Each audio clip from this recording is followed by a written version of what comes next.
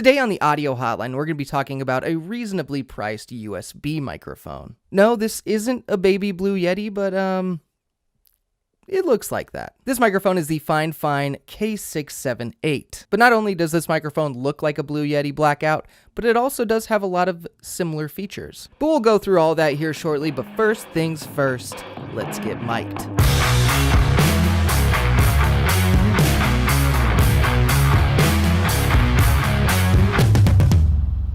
Welcome all audio nerds to the audio hotline, and as I said before, we have the FiFine K678 in the studio. As I said before, this is a USB microphone, and it is a cardioid condenser microphone. Since it does look like a Blue Yeti, maybe in a little bit I'll test it against a Blue Yeti. What do you think? Maybe?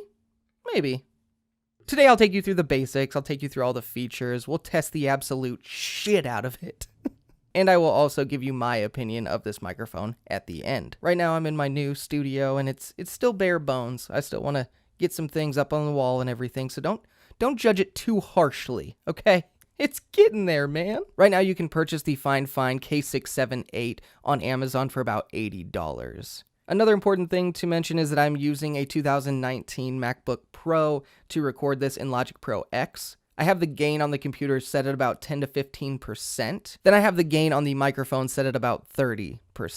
This microphone is capable of recording up to 16-bit at 48 kilohertz. But before we jump into some stuff about this microphone, I do just want to disclaim real quick that FiFine did send me this microphone. I'm not required to give it a good review or say certain things about it or anything like that. I will give you my honest opinion of this microphone, and if I don't like it, I will tell you that. But I've actually reviewed a decent amount of FiFine things on this channel, and I feel like they do a pretty good job of being reasonably priced, but still delivering a good quality. So I'm hoping that I feel the same way about this microphone. But now let me go ahead and tell you about what comes in the box when you purchase the FiFine K678. When your new FiFine K678 arrives at the door, and you're just so excited to open that thing up and just get to recording.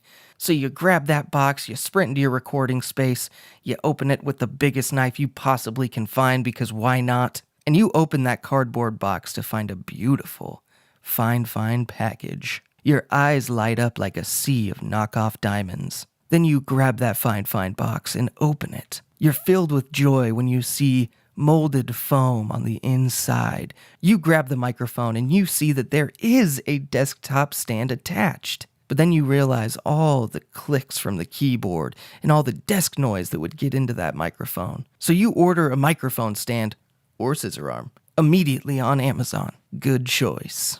You look a little deeper into the box and you see that there is a little adapter thingy that's kind of weird. Then you realize that's how I mount the microphone on that new mic stand I just bought. Cool. There seems to be one more thing in the box. It's a little black box. Ooh. You open it to find a very nicely lengthed USB cord. You're overjoyed by the packaging and the quality of these products that FiFine sent you. Yeah, that was a little different. That's not what we usually do here. But as I stated in that little segment, everything that comes with this is built really well. The microphone really does look and feel like a small little compact Blue Yeti blackout. Just to state one more time, I'm not a big fan of the stands that come with USB microphones, like desktop stands. Just a lot of noise can be gathered from your desk and everything, especially if you're moving stuff around. If you're not going to move at all and you're just going to be perfectly in position, they're fine. But to summarize, the build quality and the products that come with this are absolutely awesome. They are built amazing, especially for the $80 price tag. Well, now that we've talked about what comes with this mic, now I'm going to go ahead and talk about some of the features that come on the mic. On the front of the FiFine K678, you will find an indicator light. When it is green, it means that it is powered sufficiently, plugged into the computer, and it is unmuted. When the light is red, it means that it is muted. And speaking of muting this microphone, there is a mute button on the front of this microphone just directly under the indicator light.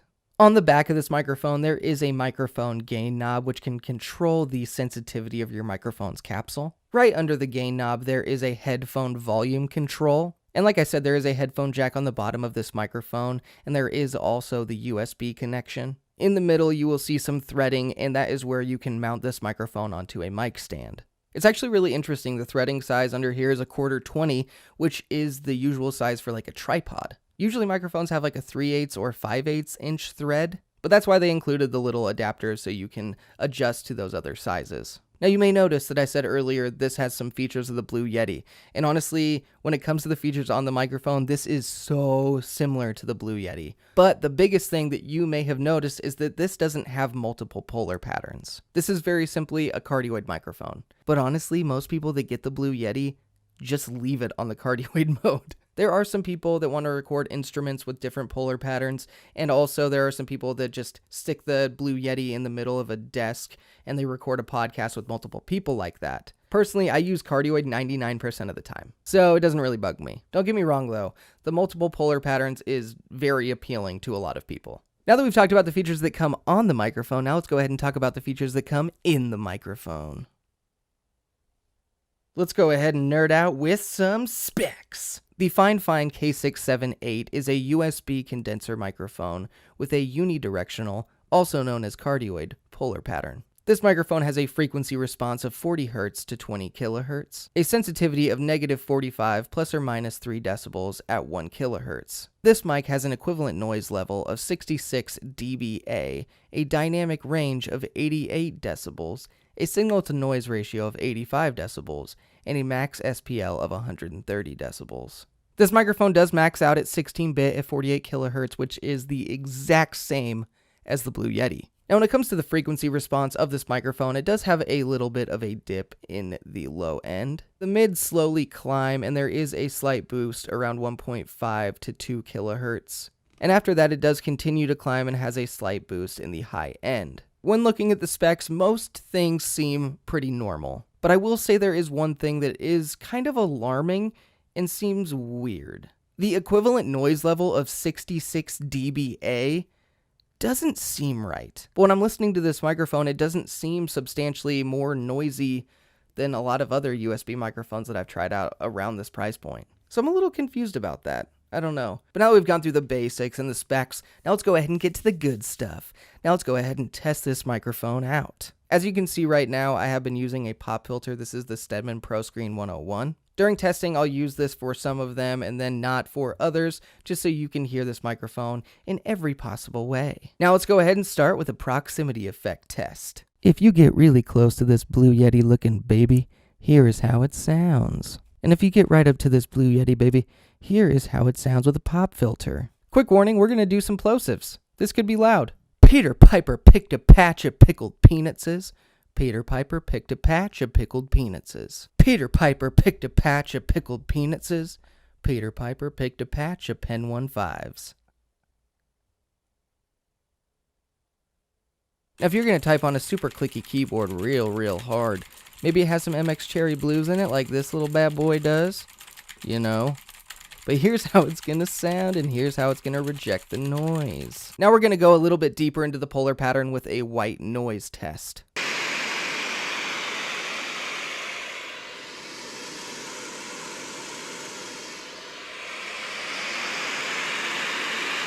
Now, if you want to use this microphone for podcasting or voiceover or anything where you're going to want to use some post-processing, here's how it could sound with a little bit of EQ, a little bit of compression, and I'll label whatever else I decide to use down here-ish in this area thing. And just as a quick example, here's the same post-processing without the pop filter up. Now, if you need to have a microphone far away, maybe for your YouTube channel, you don't like the look of a microphone in your camera shot, which is just silly because microphones are sweet.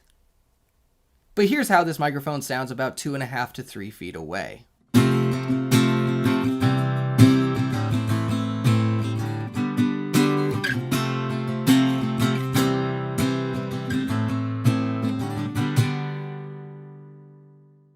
going to go ahead and edit the part of the video that was before this so I can listen to this microphone a lot and then come back and give you my opinion after I've finished that. After I edited that first part, I realized just how badly I wanted to hear the Blue Yeti versus the K678.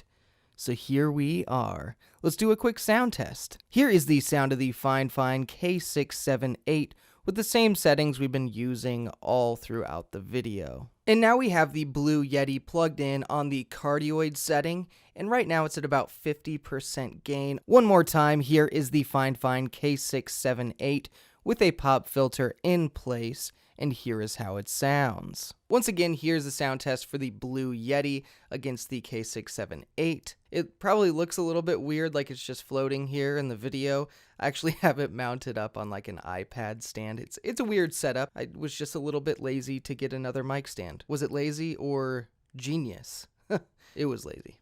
And now here is the FiFine K678 without a pop filter, and here is how it sounds when I just push a couple P's into it, and when I get up real close to it. And right now here is the sound of the Blue Yeti without a pop filter on, and I'll just push a couple P's into it, and I'll get up real close to it.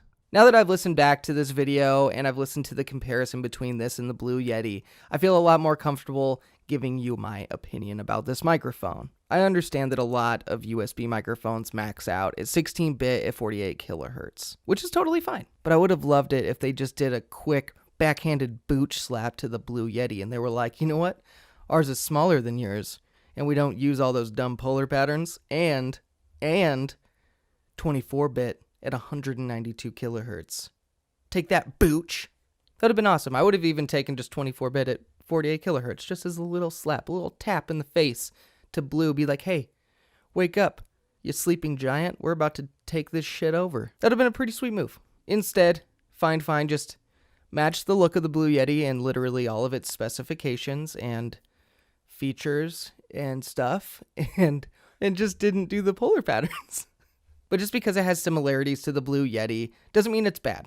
This microphone goes for $80. The Blue Yeti goes for $130. So we're talking a $50 discount. Taking $50 off the Blue Yeti, it's understandable that you wouldn't get those polar patterns. If you were like, okay, if one feature has to go and we can drop the price on this, we can make it more compact, $50 for that feature being gone, completely reasonable. That is a hell yeah on that, sister. I will take $50 off in a smaller microphone over the polar pattern feature and more money. Now, if you're absolutely in love with the idea of multiple polar patterns, then that kind of sucks for you, and that's more of a con. But we're all different. We all have different needs, man. One thing I will say is that if you like the sound of the Blue Yeti, you'll probably like the sound of this because they actually do sound relatively similar. I personally don't think the sound on this or the Blue Yeti is like amazing, but it's absolutely passable, and with a little bit of work, it can sound very good. Another pro is definitely the build quality. This thing is built amazing. The accessories that come with it are very nice.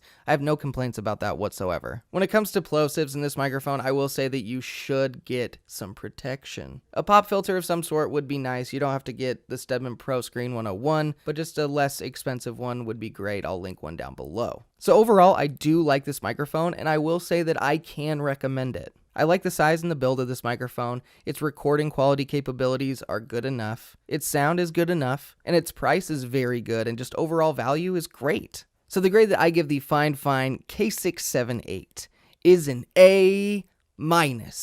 If you didn't know this for sure, I actually gave the Blue Yeti a B+. So the cat's out of the bag. I recommend this over the Blue Yeti. It's official.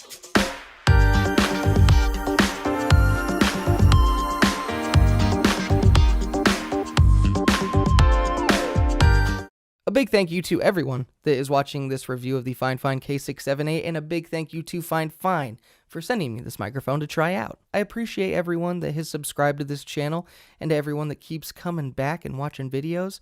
You are just the absolute best. Stay tuned for a lot more reviews and other audio-related videos, as well as just content creator videos in general. All of us content creators have to record audio, right? So, yeah. And once again, thank you all for watching the Audio Hotline. I'll see you audio nerds next time.